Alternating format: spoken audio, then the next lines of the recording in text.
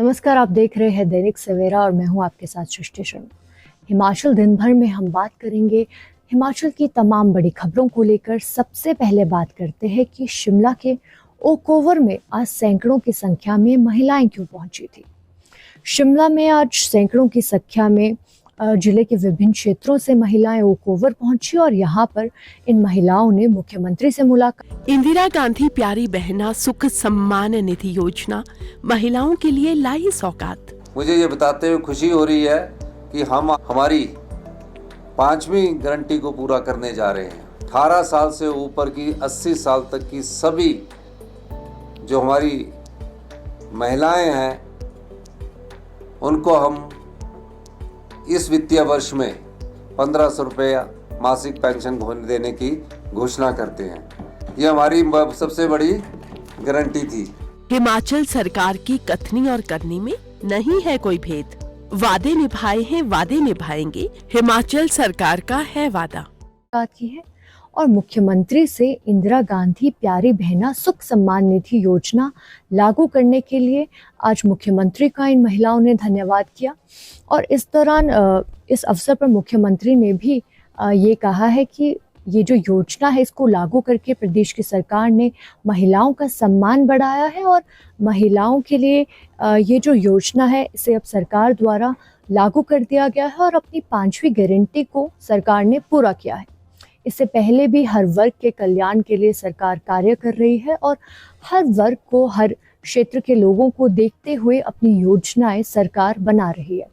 इससे पहले सरकार ने अपनी पहली गारंटी जो कि ओपीएस बहाली की थी उसे पूरा करके प्रदेश में रह रहे 1.36 लाख से अधिक जो सेवानिवृत्त कर्मचारी थे उनका सम्मान बढ़ाया था। और अब इस योजना के बाद महिलाओं के हित में सरकार ने ये फैसला लिया है। और साथ ही मुख्यमंत्री ने कहा कि सरकार हर वर्ग के लोगों के लिए कार्य कर रही है, चाहे कि वो राजीव गांधी से स्टार्टअप योजना हो जिससे कि युवाओं को स्वरोजगार के अवसर प्रदान होंगे, और चाहे वो जो बच्चे हैं प्राइमरी स्कूल के उनके लिए इंग्लिश माध्यम में पहली कक्षा से ही इंग्लिश माध्यम की पढ़ाई करवाना हो। इस तरह से अलग अलग योजनाओं को गिनाते हुए मुख्यमंत्री ने कहा कि सरकार प्रदेश के सभी लोगों और सभी वर्ग को ध्यान में रखते हुए अपनी योजनाएं बना रही है और नीतियां लेकर आ रही है ताकि सभी वर्गों का और प्रदेश का विकास हो सके। अगली खबर का रुख करते हैं कि अयोग्य विधायकों पर अगली सुनवाई कब है। अयोग्य विधायकों के मामले में जो 6 विधायक हैं उन्होंने सुप्रीम कोर्ट का रुख किया हुआ है और इस दौरान अब उनकी आज जो सुप्रीम कोर्ट के 3 सदस्यीय बेंच में जो आज उनकी सुनवाई होनी थी उसमें जज ने कहा कि उन्होंने 6 विधायकों पर सवाल उठाया है कि अयोग्य विधायकों ने हाईकोर्ट का रुख क्यों नहीं किया।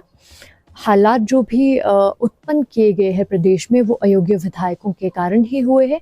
और इस दौरान जो विधानसभा अध्यक्ष कुलदीप सिंह पठानिया उनके फैसले को क्योंकि इन विधायकों ने सुप्रीम कोर्ट में चुनौती दी है तो यहाँ पर आज सुप्रीम कोर्ट के इन जो जजेस का पैनल था उनके द्वारा सवाल उठाया गया है कि इन 6 के 6 विधायकों ने हाईकोर्ट का रुख क्यों नहीं किया और वो सीधे सुप्रीम कोर्ट में क्यों आए। अब इनकी ये जो सुनवाई है इसे 18 मार्च को किया जाएगा और तब तक के लिए इसे टाल दिया गया है। और आपको मैं बता दूं कि जो बागी विधायक है जिन्हें बागी घोषित किया गया था कांग्रेस द्वारा, इन 6 विधायकों में चैतन्य शर्मा, देवेंद्र कुमार भुट्टो, इंद्रदत्त लखनपाल, राजेंद्र राणा, रवि ठाकुर और सुधीर शर्मा हैं, जिन पर कि अभी ये फैसला आना बाकी है कि उनकी जो विधायकी है वो बहाल होगी या उन्हें अयोग्य ही घोषित किया जाएगा। और इस जो फैसला है इस पर अभी सुप्रीम कोर्ट के इस फैसले पर प्रदेशवासियों और सभी की निगाहें टिकी हुई है क्योंकि हिमाचल की जो सियासत है उसमें फिर से भूचाल आ सकता है। यदि इन विधायकों की विधायकी को बहाल कर दिया गया तो किस तरीके का माहौल प्रदेश में देखने को मिलेगा ये भी अहम रहेगा। और अगर सुप्रीम कोर्ट इनके मामले में इन्हें अयोग्य ही घोषित करती है तो इन 6 की 6 सीटों पर, विधानसभा सीटों पर फिर से उपचुनाव होंगे। तो ये देखना बेहद अहम रहने वाला है कि इन विधायकों पर अब सुप्रीम कोर्ट क्या फैसला लेती है, क्योंकि इन्होंने जो विधानसभा अध्यक्ष है कुलदीप सिंह पठानिया और जो संसदीय कार्य मंत्री है हर्षवर्धन चौहान, उन्हें इस मामले में पार्टी बनाया हुआ है और अब ये जो फैसला है इस पर सभी लोगों की नजरें टिकी हुई है। अगली खबर का रुख करते हैं कि मंडी में हो रही अंतर्राष्ट्रीय शिवरात्रि मेले में आज किस तरीके से आयोजन किया गया और क्या कुछ यहाँ पर आज विशेष दिखा। छोटी काशी में चल रहे अंतर्राष्ट्रीय शिवरात्रि महोत्सव में आज मध्य जलेब निकाली गई। इस दौरान जो बतौर मुख्य अतिथि स्वास्थ्य मंत्री यहाँ पर उपस्थित रहे और धनीराम शांडिल ने पूरे विधि विधान से इस जलेब में हिस्सा लिया। इस दौरान पहले शाही स्नान हुआ और उसके बाद जो यहाँ के जो देवता है माधोराव राजदेवता माधोराय, उनके मंदिर से पूजा अर्चना करके इस जलेब को निकाला गया और सभी देवी देवताओं ने पूरे विधिवत रूप से इस जलेब में भाग लिया। हालांकि ये जलेब जो है माधोराय के मंदिर से पड्डल मैदान तक निकाली गई और इस दौरान जो पूरी परंपरा है उसका निर्वहन किया गया और इस जलेब के दौरान जो 21 देवता है वो पहले दिन की तरह ही इस जलेब के आगे चल रहे थे और 6 देवता इस जलेब के पीछे चल रहे थे। तो इसी तरीके से पूरे वाद्य यंत्रों के साथ और पूरी परंपराओं का निर्वहन करते हुए आज मध्य जलेब निकाली गई और 15 मार्च को अंतर्राष्ट्रीय जो मंडी का अंतर्राष्ट्रीय शिवरात्रि महोत्सव है उसका अंतिम दिन रहेगा और इस दौरान राज्यपाल इसका समापन कार्य में शिरकत करने आएंगे और इस दिन आखिरी जलेब यहाँ पर निकाली जाएगी। और ये देखना बेहद विशेष है कि किस तरीके से हिमाचल में अलग अलग जगहों पे मेलों का आयोजन किया जाता है और देव संस्कृति और परंपराओं की एक बेहद ही खूबसूरत तस्वीर यहाँ से सामने आई। अगली खबर का रुख करते हैं कि खराब मौसम के कारण लाहौल घाटी में लोगों की परेशानियां कितनी बढ़ चुकी है। लाहौल घाटी में बीते दिनों हुई बर्फबारी के बाद लगातार लोगों को मुश्किलों का सामना करना पड़ रहा था और ऐसी ही कई तस्वीरें लाहौल घाटी के अलग अलग इलाकों से सामने आ रही है।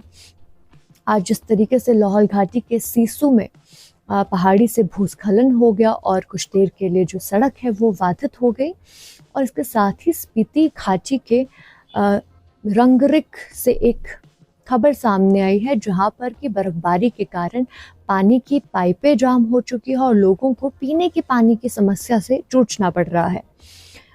अभी भी क्योंकि अटल टनल से केलोंग का जो सड़क है उसे बीते कल बहाल कर दिया गया था, लेकिन सीसू के पास फिर से भूस्खलन होने के कारण यहाँ पर वाहनों की आवाजाही प्रभावित हो रही है, जिस कारण से लोगों को फिर से यहाँ पर समस्या का सामना करना पड़ रहा था। स्पीति घाटी में जहाँ की पाइपलाइंस जमने के कारण लोगों को पीने की पानी की समस्याओं का सामना करना पड़ रहा था, वहीं यहाँ पर जल विभाग के कर्मी और जो स्थानीय लोग हैं उनकी कुछ तस्वीरें सामने आई जो कि बर्फबारी के बीच भी पाइपों को बहाली का कार्य कर रहे थे। हालांकि कुछ तस्वीरें स्पीति घाटी से ऐसी भी सामने आई जहां पर लोग याक पर पानी ढोकर ले जाने को मजबूर थे। लाहौल और स्पीति दोनों इलाकों में बर्फबारी के कारण कई सारी समस्याएं लोग बीते कई दिनों से इन समस्याओं से जूझ रहे हैं और आज भी ऐसी ही कई तस्वीरें यहाँ से सामने आई है। अगली खबर का रुख करते हैं कि प्रदेश का मौसम अब कैसा रहने वाला है। प्रदेश के मौसम की बात की जाए तो मौसम विभाग द्वारा मौसम खराब होने को लेकर यहाँ पर अलर्ट जारी किया गया है। फिर से पश्चिमी विक्षोभ के सक्रिय होने के कारण मौसम फिर से बिगड़ सकता है।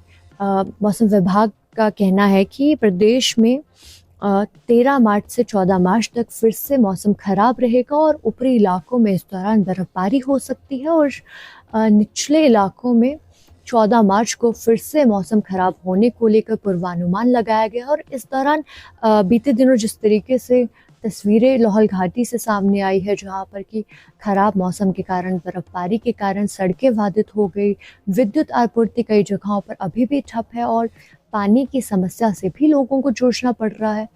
तो इस तरह से जो अभी मौसम विभाग ने ये अलर्ट जारी किया है, ये जानकारी, ये संभावनाएं जताई है कि फिर से प्रदेश का मौसम बिगड़ सकता है।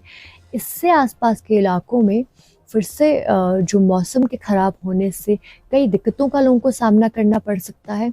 और अभी तक मौसम के प्रदेश में 13 और 14 मार्च को खराब होने की संभावना जताई गई है, जबकि 15 मार्च के बाद प्रदेश के इन इलाकों में साफ मौसम को लेकर यहाँ पर बात कही गई है।